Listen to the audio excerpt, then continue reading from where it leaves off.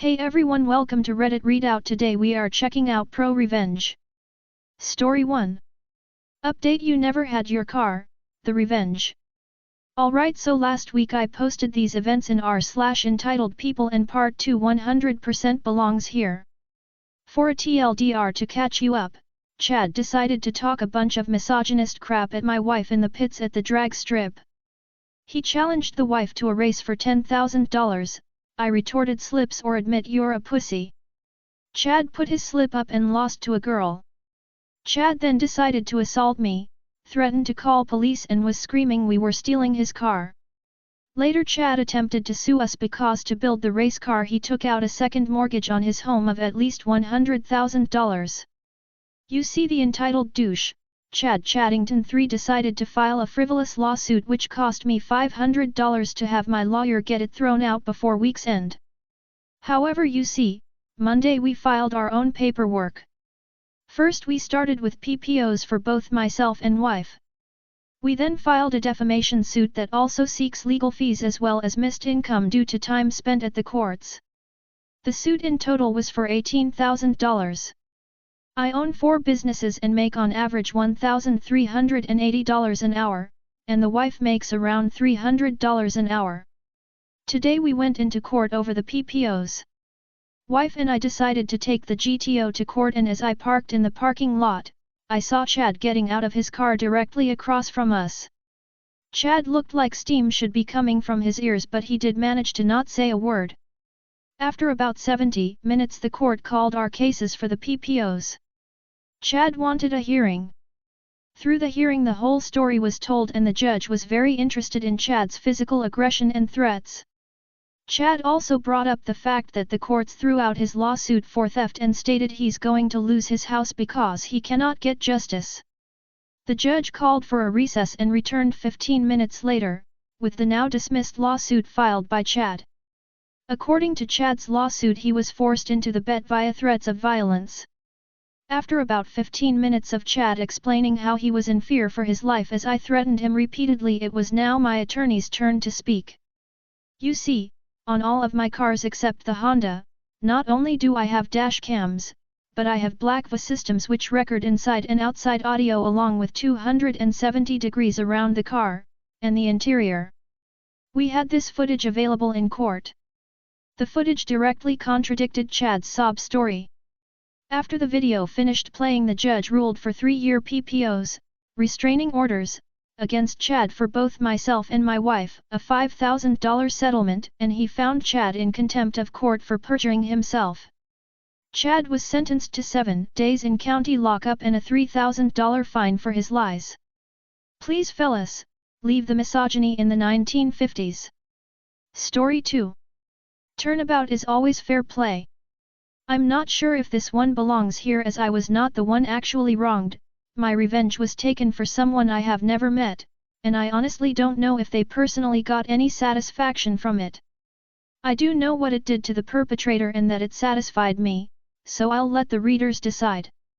Like many of my tales, this one takes place in the distant past, before cell phones were common, and before universal caller ID was the norm, in a time dinosaurs most likely roamed the earth. Well, the 80s, at least. These things are very important to this story. Our tale takes place in a large West Coast city known for a big orange bridge and delicious sourdough bread. I was living in the city for several months working temporary duty for my company, and was preparing for work on the day in question. As was my custom, I was getting dressed listening to the morning radio show on a local station.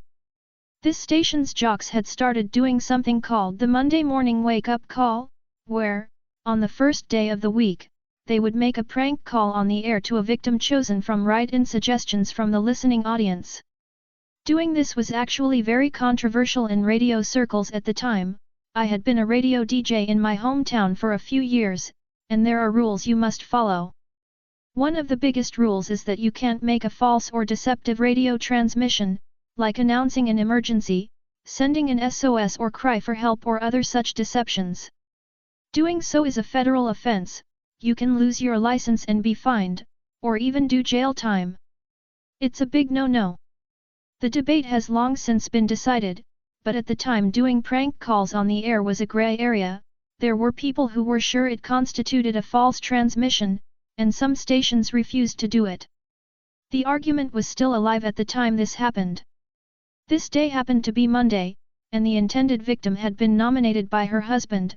They had experienced a power failure at home earlier in the week and the husband's suggestion was that the station call his wife, claim to be from the utility, and tell her that the power outage was somehow their fault and they would have to pay for it. The station staff loved the idea, and they proceeded to call the wife at her place of employment, a local bank. The victim answered and the prank began. "Hello, is this Mrs. Victim? I'm John Doe from Area Power Company. Do you remember having a power failure earlier this week? Well, it was due to a blown transformer on your block and we've determined that the cause is a wiring fault in your house. We may have to cut off your power until you get it fixed. Also, you will be charged for the transformer. The total cost is X thousand dollars. Would you prefer we put that on your utility bill, or do you want to make other arrangements to pay?" As you might imagine, the woman was shocked, then scared.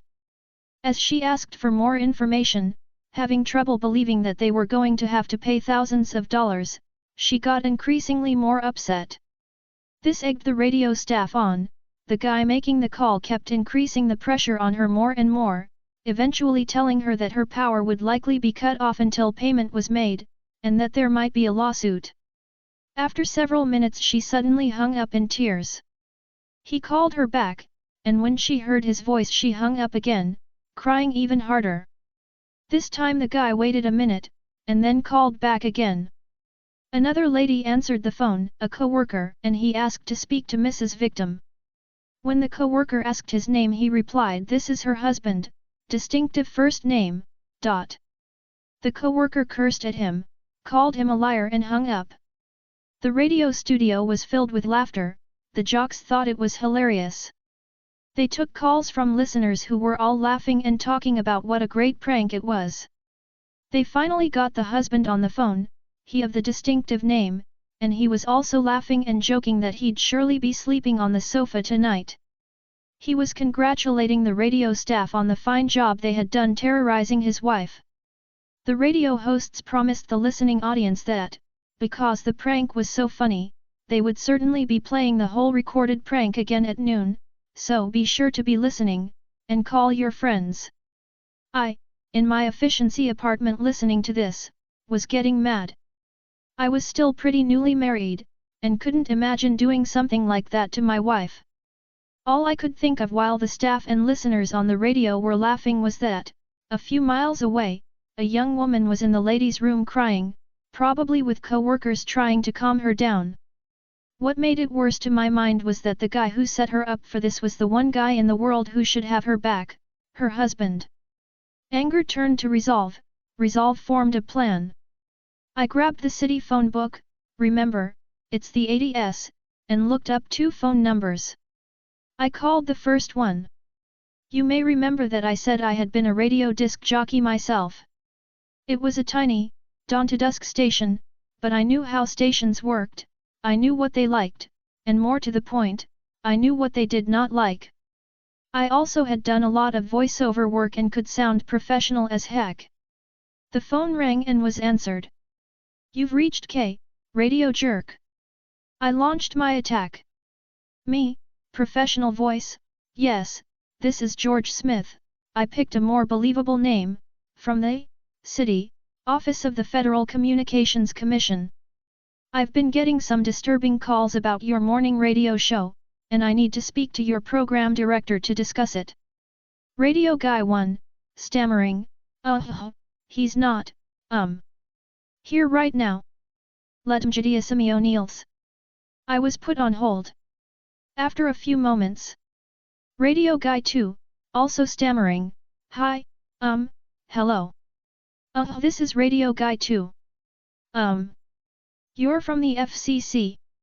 Me, yes, this is George Smith from the city office of the Federal Communications Commission. As I told your co-worker, I've been getting some disturbing calls about your morning radio show, and I need to speak to your program director to discuss it. Radio guy 2, short silence, He's not in yet. He'll be here at, 9 o'clock. Me, okay, well I can start with your station manager since he will need to be in the conversation as well. Radio guy 2, breathing fast, starting to lose all his composure, oh, wow, he gets in at 9 too. I can I have him call you? He half asked and half pleaded. Me, letting out what I hoped was a bureaucratic sounding sigh. Very well. I will expect to hear from him at 9. I will need to speak to your station manager, your programming director, and very likely your on-air personnel from this morning. I'll also need your station logs. Radio guy 2, oh, yes sir. I'll make sure he calls you right away. Me, all right, I'll be expecting his call. Here's my number. At this point I gave Radio Guy 2 the second number I had looked up in the phone book, the main number for the city office of the Federal Communications Commission. Radio Guy 2 stammered his thanks and promises of phone calls and we hung up. I went back to the radio. Jerk disc jockey, The FCC is calling. Well, they can't do anything to me. I've got a year of pre-law in college and blah blah blah. He continued his defiance for a few minutes and then went to commercial. I kept listening. They stopped talking about the prank call. They stopped taking phone calls from listeners. They stopped talking to the husband. They started playing music. A lot of music. I listened for the rest of the day. They didn't talk about it the rest of that day and they didn't replay it at noon. In fact, for the rest of the week I listened and heard nothing about it. I was a bit surprised. I figured that they might stop talking about it for a little while, but not altogether. It wasn't until later that I realized why they went so silent. I had scared them. In my quest to get a little vengeance for that crying woman I'd never met, I scared them, but more to the point, I'd embarrassed them, and Jerk Disc Jockey had helped. Once he went live with his bravado against the call from the feds, their listeners knew they'd been called and heard the silence afterward too. They were embarrassed because I had just done to them what they had done to her, and they didn't want to have to admit it. I've kept the rather distinctive name of the husband a secret, because I have always wished that I could meet that poor woman and that name would be how I would know it was really her.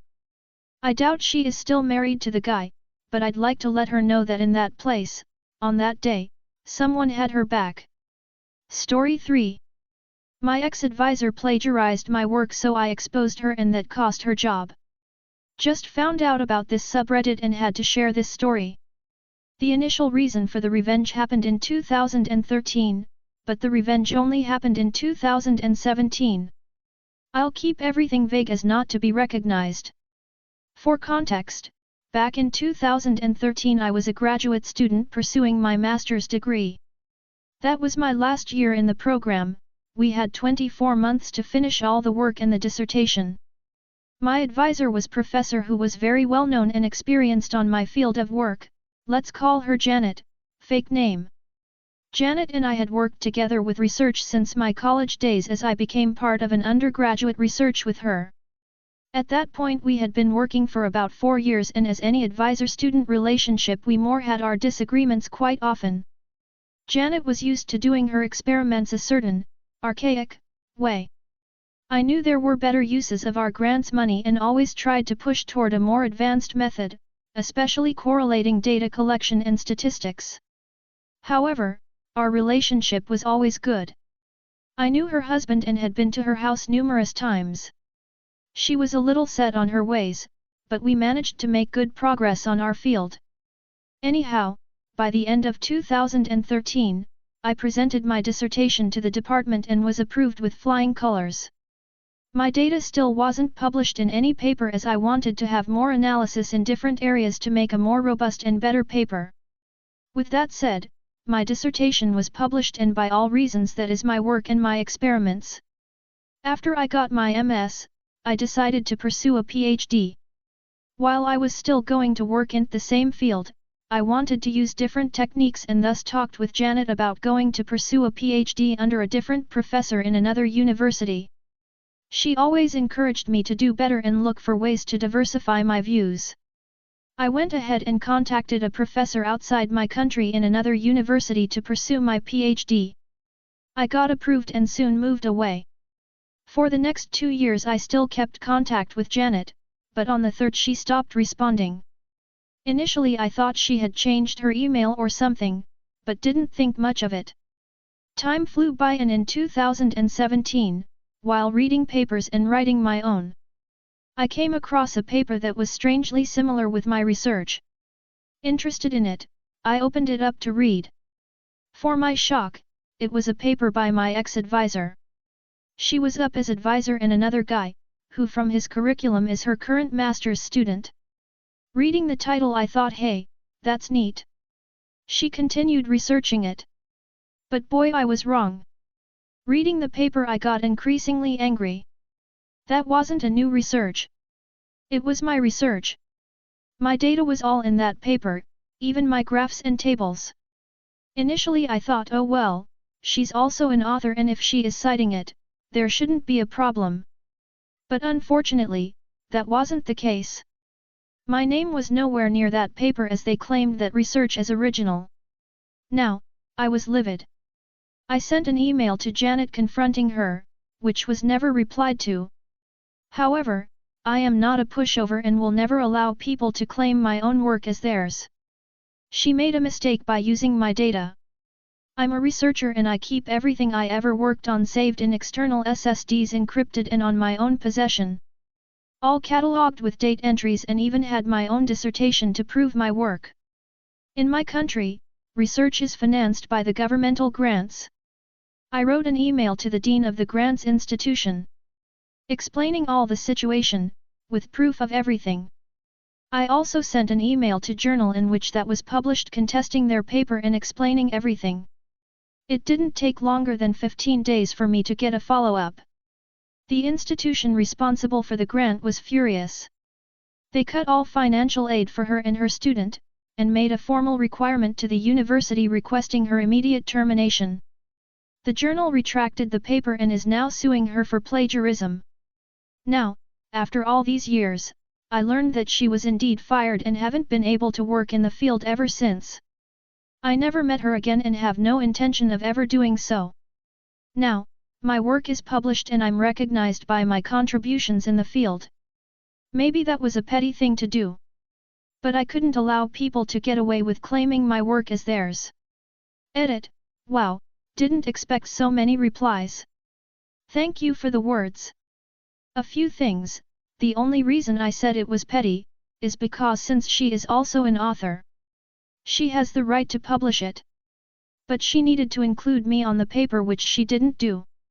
Also, there are laws in place on my country that allow the journal to sue her. This is not an international journal, that's why that happened. I work with medical research for those that asked. But I can't share the paper as that would easily identify me. Another thing, people have been questioning my terms. On my country, a master's candidate needs to present a dissertation and a PhD candidate needs to present a thesis. Sorry if I wasn't clear enough. Cheers. That's all for today. Please don't forget to like and subscribe.